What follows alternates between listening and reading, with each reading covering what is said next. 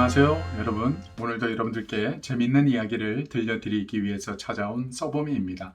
오늘 여러분께 들려드릴 재밌는 이야기의 출처는요, 우리의 불행은 당연하지 않습니다 라는 책이고요. 이 책의 저자는 중앙대 교수이신 김누리 교수님께서 쓰신 책입니다.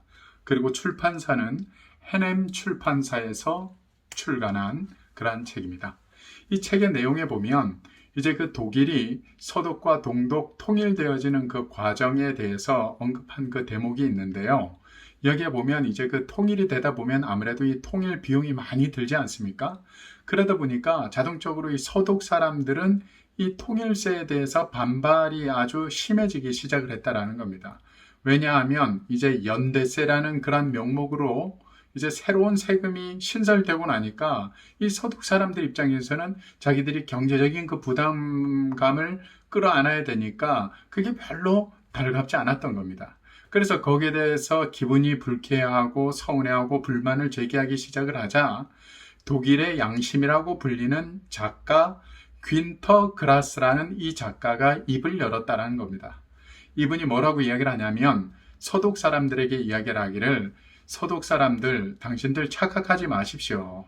지금 서독은 동독에 은혜를 베푸는 것이 아니라 오히려 옛날 우리가 동독으로부터 진 빚을 갚고 있는 것뿐입니다 라고 그렇게 말을 하는 겁니다.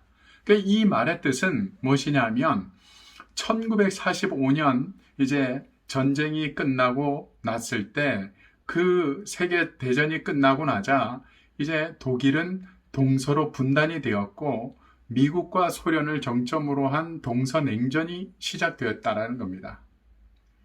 그 당시 2차 세계대전의 최대 피해자였던 그 나라 중에 하나가 바로 소련이었는데요. 이 소련에서는 유태인 사망자 수가 6천 명이 넘게 죽었고, 그리고 또 소련인 사망자 수만 2,300만 명에 달하는 정도로 피해가 아주 막심했다는 겁니다.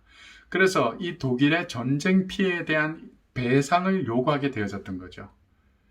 그런데 그때 서독은 소련에 대해서 배상 문제를 외면해 버리는 겁니다.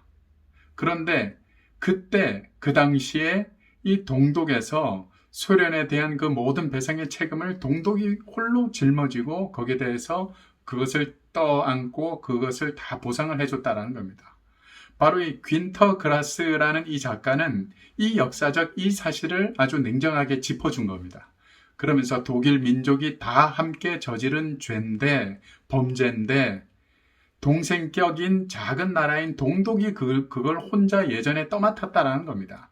그것을 지적을 하면서 통일세라는 것은 우리 서독이 동독에게 시혜를 베푸는 것이 아니라 이제 우리 서독이 동독에게 과거에 그 졌던 역사의 부채를 지금 탕감받는 그런 것이다 라고 이렇게 주장을 하면서 귄터 그라스라는 이 작가는 부채 탕감론이라는 이 말을 이제 가지고 서독 사람들을 지적을 했던 거죠.